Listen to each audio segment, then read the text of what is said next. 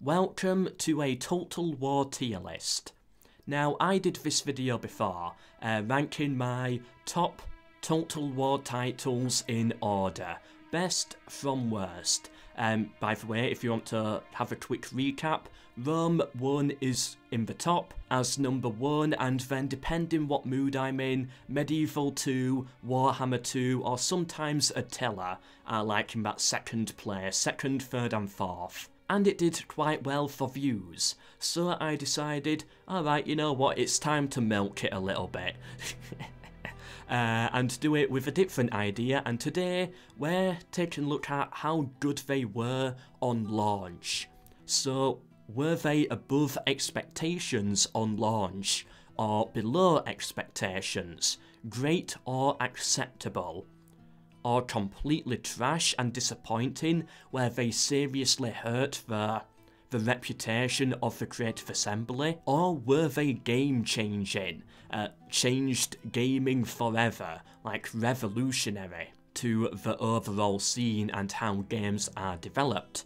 And so yeah, thought, you know, it's something a little bit different, and it's a bit of an easier video for me as well. It's you know, it's Christmas time, things are super busy around this time, so yeah, that's the reason why it's one of these. But yeah, anyway, let's start, and first of all, Shogun 1, the first ever Total War title.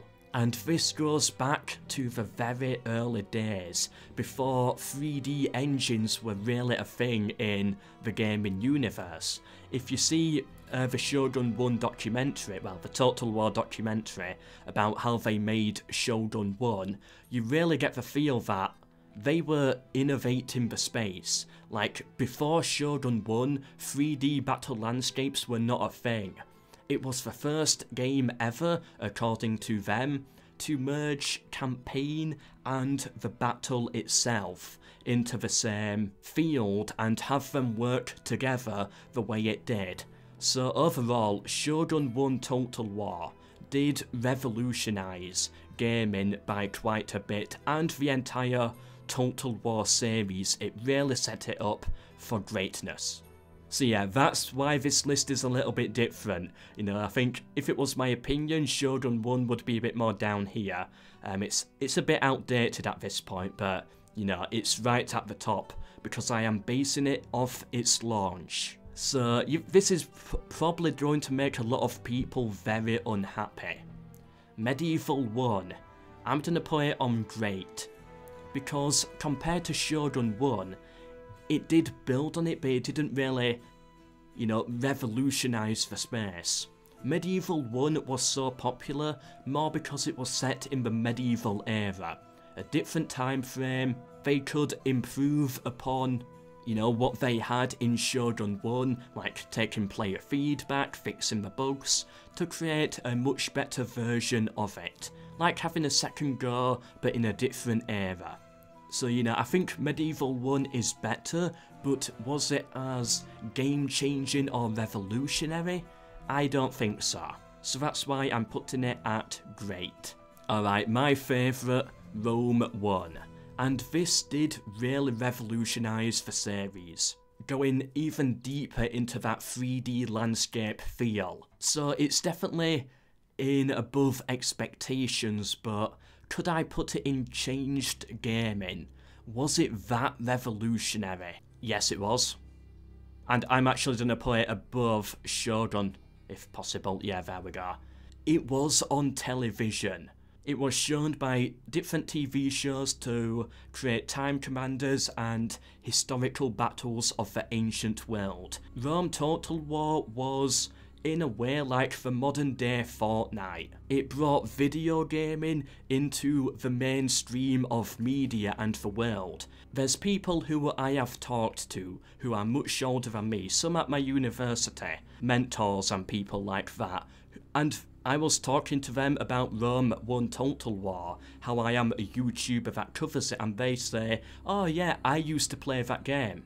It's amazing how many people used to play Rome 1, and I think a lot of people really do forget how big it once was.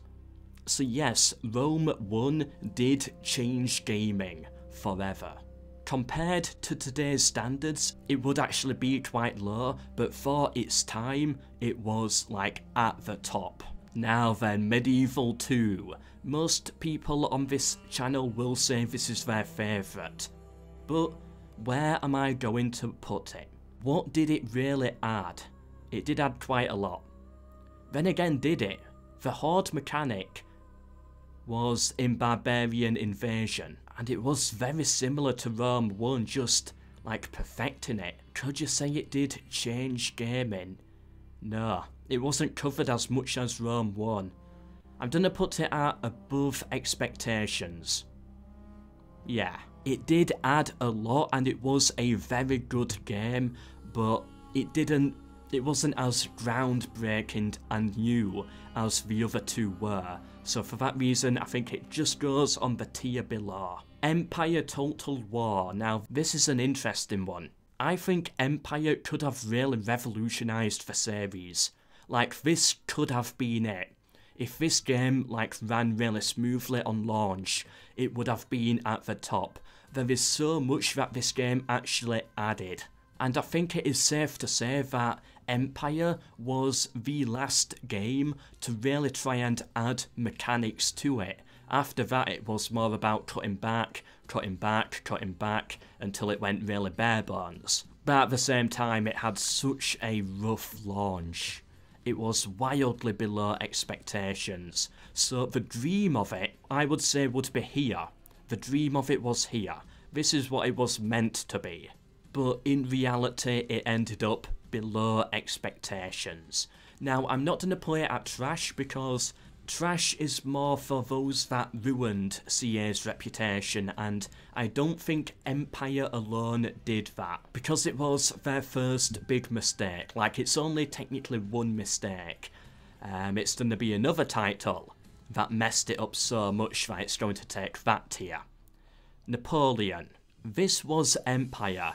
A little bit more cut back though, for it to work, be functional, have the bugs fixed. So how much can you say it innovated? I guess you could say it was above expectations, because it did, you know, people weren't that happy after Empire.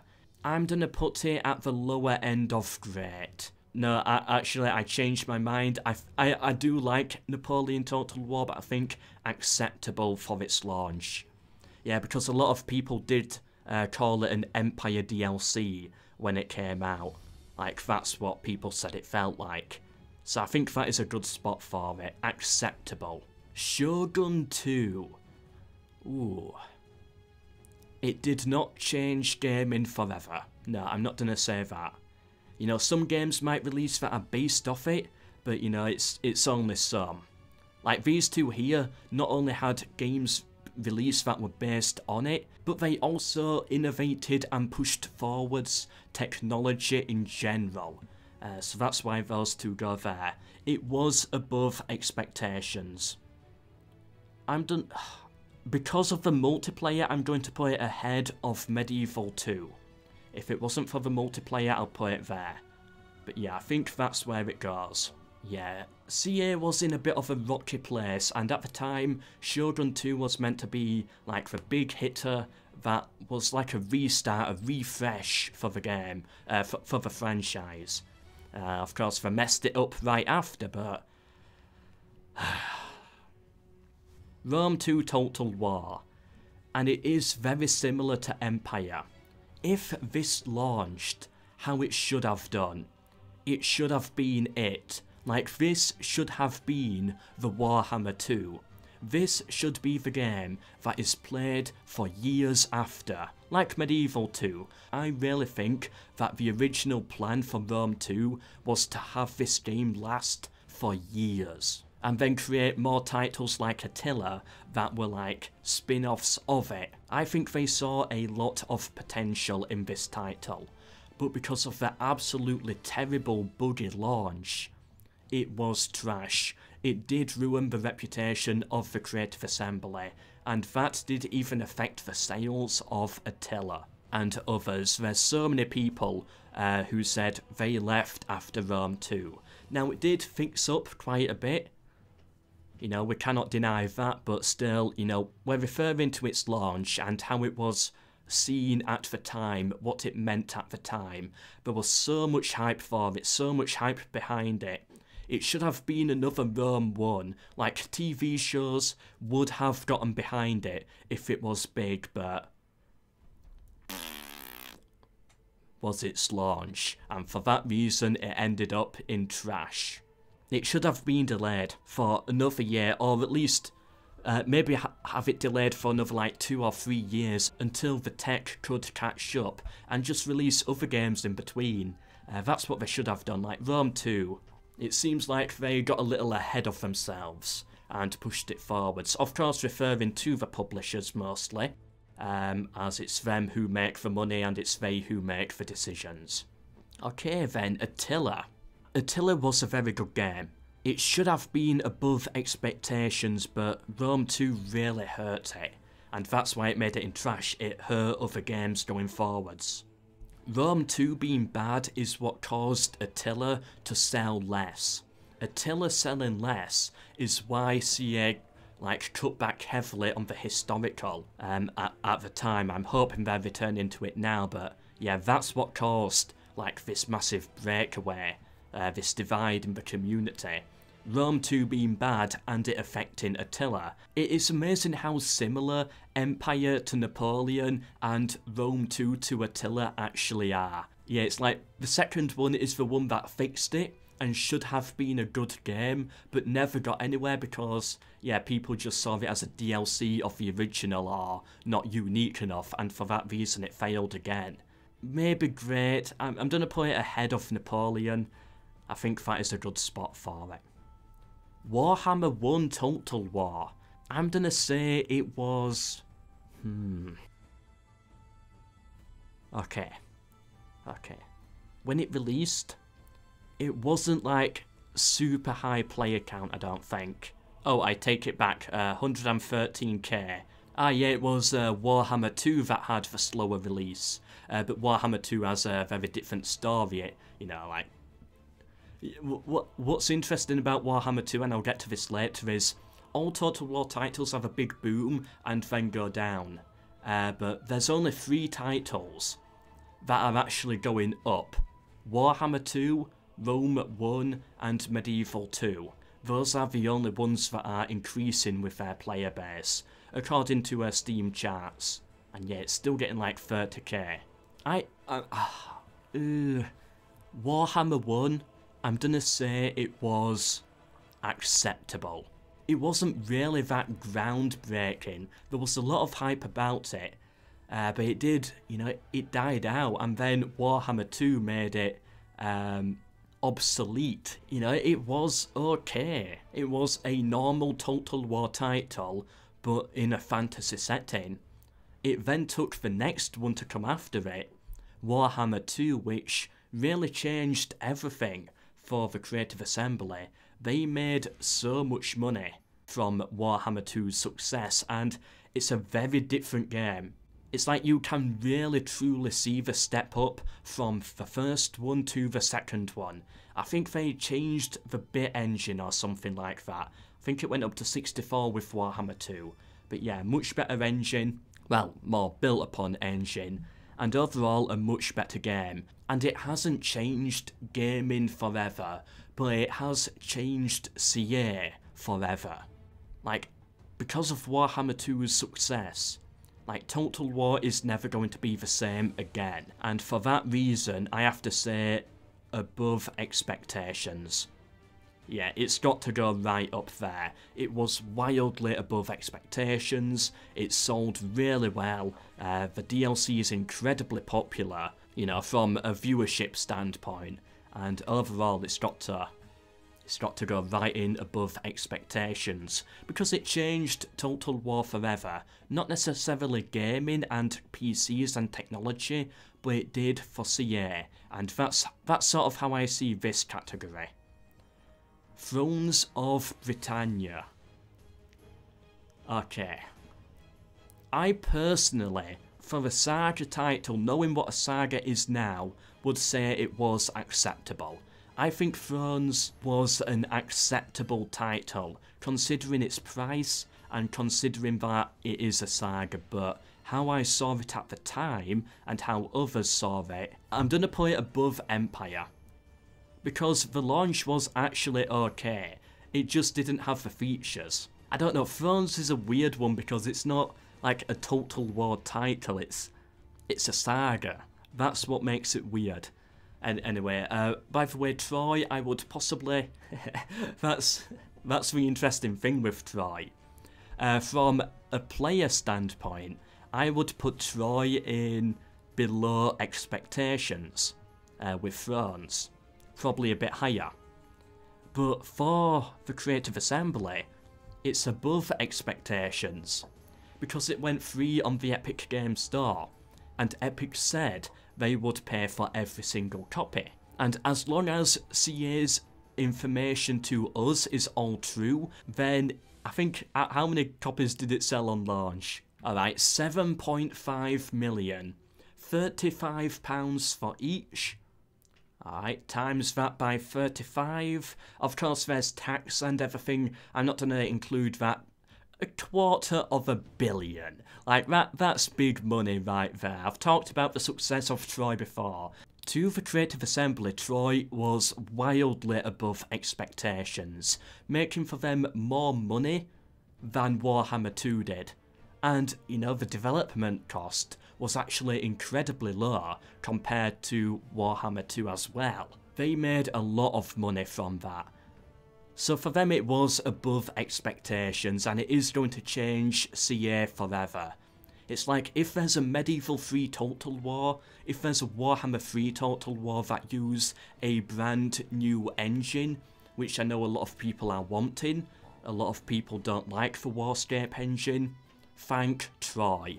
That game single-handedly paid for that engine. I did a lot of research on this in a previous video of what they could buy with that and what they've said and everything. So yeah, if we get a Lord of the Rings Total War, if they manage to buy the license, Troy can cover it easily and development cost.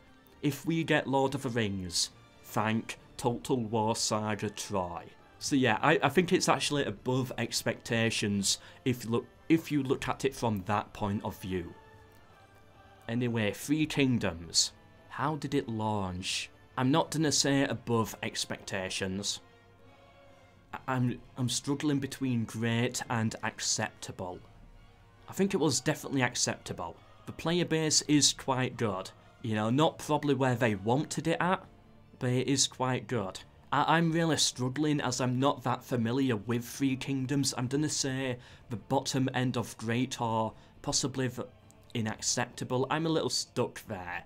But yeah, for its launch and what it meant to Creative Assembly and the world, I think it was great, but only just great, only just above acceptable, but not above expectations. So yeah, anyway, it is all my opinion. That right there is my list on the titles that were the best on launch, what they meant for CA, what they meant for gaming in general, and all of that. Taking just their launch into consideration, and like the first month or so after. So yeah, feel free to disagree or agree, of course, it is all up to you.